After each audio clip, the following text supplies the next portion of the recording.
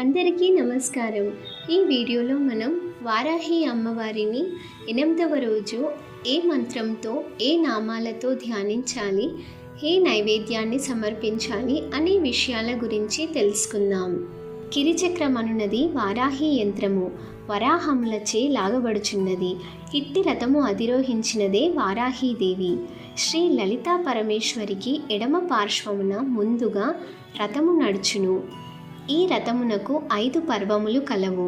మొదటి పర్వంలో వారాళ్యాది దేవతలు, రెండవ పర్వంలో బ్రాహ్మి, మహేశ్వరి, కౌమారి, వైష్ణవి, మాహేంద్రి, చాముండి అను 6, వారికి దిగువ యాకిని, రాకిని, లాకిని, కాకిని, శాకిని, హాకిని అని 6 శక్తులు. మూడవ పర్వమున అంధిని, బంధిని, జృంభిని, మోహిని, స్తంభిని శక్తులు దేవమంత్రపరాయణులై, 4వ పర్వమున జంభిని, మోహిని, స్తంభిని అని శక్తులు వారి వారి ఆయుధములతో ఉంటారు.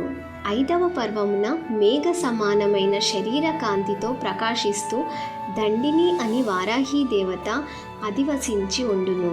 పైన చెప్పిన దేవతలు రథముపై అధివసించి ఉంటారని భావిస్తూ 8వ రోజున శ్రీ వారాహీదేవిని ప్రార్థించి పూజించాలి.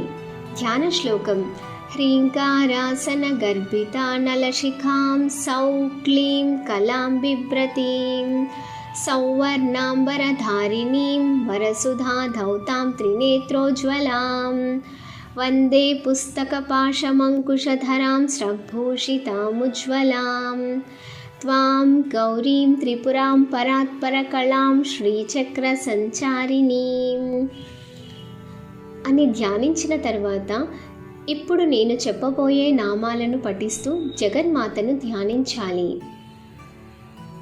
ఓం త్రిపురాయై నమః, ఓం త్రిరేష్యై నమః, ఓం త్రిపుర సుందర్యై నమః, ఓం త్రిపురా సిద్ధయే నమః, ఓం మహాత్రిపుర సుందర్యై నమః, ఓం శ్రీ వారాహీదేవ్యై నమః, ఓం మహాశ్రీచక్రనగర సామ్రాజ్ఞై నమః.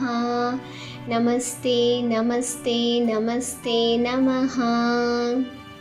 ఈ రోజున కొరడ బియ్యం లేక బియ్యపు రవ్వతో బెల్లం లేక పంచదార, ఆవు నెయ్యి, పాలు, సుగంధ ద్రవ్యాలతో చేసిన పాయసం నివేదించాలి. ఈ విధముగా భక్తి శ్రద్ధలతో వారాహి అమ్మవారిని పూజించి వారాహీదేవి కరుణా కటాక్షాలను పొందండి.